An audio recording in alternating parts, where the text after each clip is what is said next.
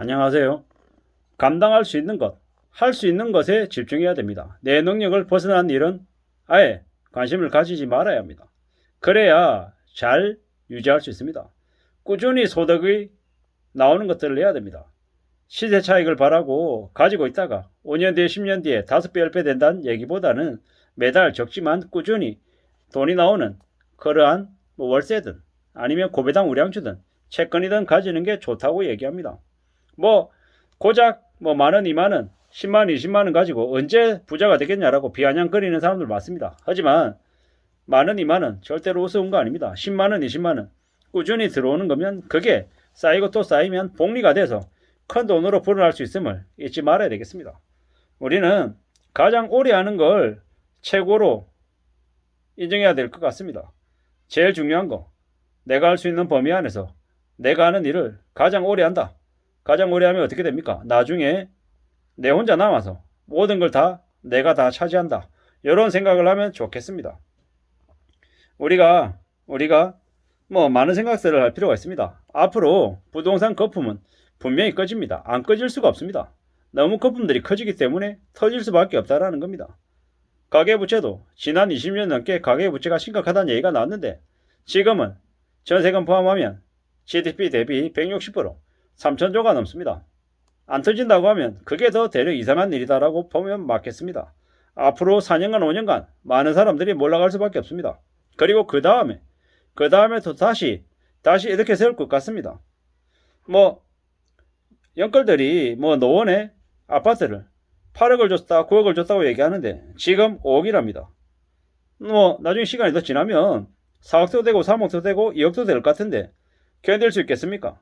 문제는 6억 7억에 샀는데 대출이 5억 6억이라는 겁니다. 정신이 나간 거죠. 무려 대출을 60% 70% 80%낸 이들이 앞으로 대금 올라간다라는 겁니다. 월급 받는 거 350만원 이렇게 받으면서 자기 집은 있어야 된다면서 자기 돈 없이 대출 잔뜩 끼워서 사놓고 집값이 오르기를 기다리고 기대했다라는 게 그들의 생각입니다. 누가 그들을 그렇게 정신나간 짓거리를 선택을 하게 만들었습니까? 언론이 그렇게 만들었고 유튜브가 그렇게 만들었고 가짜 전문가들이 그렇게 만들었습니다. 그런 말도 안 되는 생각에 세뇌가 돼서 그런 짓거리를 한 이들이 앞으로 많이 힘들어집니다. 어떻게 되겠습니까? 자기 스스로 판단하고 자기가 직접 확인하고 점검하고 난 이후에 선택을 해도 온갖 실수와 오류가 생길 수 있는 게 자산시장에서 벌어지는 일이라고 합니다. 끊임없이 확인하고 점검하고 그러고 난 이후에 결정을 해도 그래도 될까 말까 하는 건데 너무 쉽고 너무 만만하게 생각했다라는 겁니다. 그냥 집 하나 사놓고 기다리면 3억 5억을 벌 수 있는 그런 마법 같은 일이 어디서 벌어진단 말입니까? 그런 얘기들을 전방위적으로 떠들어댔습니다. 부자가 되라고. 집이 없는 무주택자는 무리해서 집을 사도 된다고. 어차피 자기 집 한 채 다 있어야 된다고 얘기했습니다. 그렇게 얘기하고 대한민국 국민의 상당수를 다주택 다중채무자로 만들어놨습니다. 미치는 거죠. 어처구니 없는 겁니다.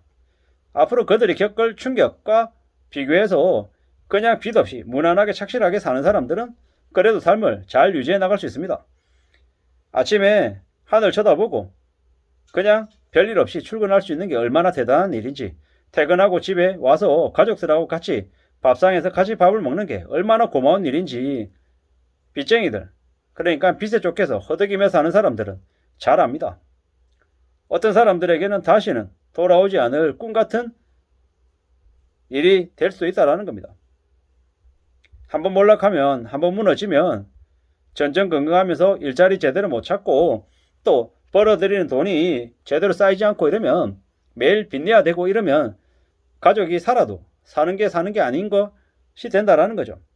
내 의지대로 내 생각대로 살려면 정말 보수적이고 정말 조심하며 살아야 된다라는 거죠. 과거보다 지금이 좀 나아야 되고 지금보다 나중이 괜찮아지려면 지금 뭔가 남과 다른, 과거와 다른 행동들을 해야 된다는 거죠. 그게 뭡니까? 한 끼라도 아끼고 절약하고 좀 더 착실하게 살겠다라는 각오, 다짐, 그리고 실천이라는 거죠. 바보처럼 살아야 된다고 얘기합니다. 손해보는 것 같아도 묵묵히 앞으로 한 걸음 두 걸음씩 전진해 나가면 나중에 어느샌가 돌아보면 크게 쌓여있다라는 거죠. 사람들 전부 다 힘들어하고 차근차근 밟는 게 얼마나 고통스럽고 무료하고 어려운 일이지 압니다. 그래서 좀 더 빠른 길을 가려고 애쓰죠. 지름길을 또 계단을 한 걸음 한 걸음씩이 아니라 3칸씩 5칸씩 착착 밟고 더 빨리 올라가고 싶어 합니다. 아니 아예 에스컬레이터 타고 슉 올라가고 싶어 합니다. 근데 세상에 그런 쉬운 길이 어디 있던가요? 그리고 쉽게 그렇게 올라가면 위에서 잘 버틸 수 있던가요? 누가 한번 밀어버리면 그냥 쓸려 내려가는 게 멘탈이 약한 쉽게 올라간 사람들의 특징이라는 겁니다. 당연히 자기한테 주어진 거다라고 생각하면 고마움도 모를 수 있다는 겁니다. 앞으로 2023년 2분기에서 3분기 사이에 6월에서 9월 사이에 가상금리가 부과가 되면 대출자들이 대거 무너집니다. 꽤 충격적인 일들이 벌어질 거다라는 겁니다. 월급이 줄어들면요 대출 한도도 같이 줄어들고요. 그리고 먹는 것도 3끼에서 2끼로 줄여야 될 거다라는 거죠. 함부로 욕심부려서는 안 된다라는 말씀을 드리고 싶습니다. 남들이 하기 싫어하는 일, 꺼려하는 일 당연하게 도맡아서 하다 보면 그래도 헤쳐나갈 수 있는 길이 생기지 않겠냐라는 거죠. 이번 생은 망했다. 더 이상 희망이 없다. 기대가 없다. 이런 생각을 하면서 묻지마 살인을, 묻지마 범죄를 저지르는 이들도 많이 나올 것 같습니다. 조금이라도 또라이 같다는 생각이 들면 바로 죄송하다고 얘기하고 손절하고 멀리하는 게 낫겠습니다.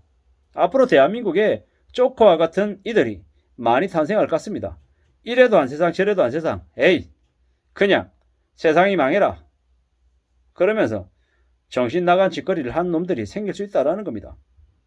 일본에서 아베가 그렇게 황당하게 죽었듯 한국에서도 유사하게 정치인들 중에 한두 놈이 그런 일을 겪을 수도 있겠다는 생각도 합니다. 저는 그 대상이 국민의힘의 장모 씨가 됐으면 좋겠다라는 생각을 개인적으로 합니다. 부산의 유력한 정치인이죠. 쓰레기 같은 인간입니다. 아들내미가 뭐라 그럽니까? 과거와 같았으면 너희처럼 얘기하는 놈들 전부 다 지하실에 불러서 고문했을 거다라고 얘기하는 그런 말도 안 되는 망언을 퍼뜨린 놈의 압이 되는 놈입니다. 그런 놈이 부산의 국회의원으로 건재하게 사는 걸 보면 대한민국 참 썩었구나라는 생각도 합니다. 앞으로 그런 놈들이 대거 개인적인 복수를 당해야 된다고 생각을 합니다. 정치인들이 그렇게 죽어야 그렇게 복수를 당해야 국민들이 만만한 놈들이 아니구나. 우스운 놈들이 아니구나 라고 생각하면서 조금이라도 국민들을 위하는 척이라도 하지 않겠습니까? 지금 이제 막사른 상황에 몰려서 정말 극단적인 짓거리를 벌일지 모르는 놈들이 꽤 많아지는 것 같습니다. 더 조심해야 되고 더 두려워야 될 것 같습니다.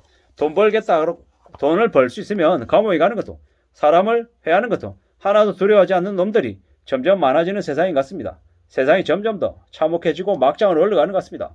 나라의 대통령도 범죄자 그리고 영부인도 범죄자인 나라가 지금의 대한민국입니다.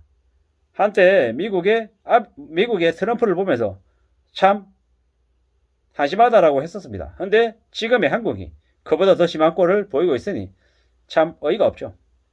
앞으로 대한민국이라고 한 나라가 얼마나 혹독하게 참혹하게 변할지 현실을 정말 두려워하면서 살아야 될 것 같습니다. 그리고 뭐든 자기가 꾸준히 할 수 있고 감당할 수 있는 것만 자기 걸로 가져야 될 것 같습니다. 감당 못할 것들을 가지겠다고 욕심 부리는 순간 인생이 파멸의 길에 들어선다는 걸 명심 또 명심해야 될 것 같습니다. 이상입니다.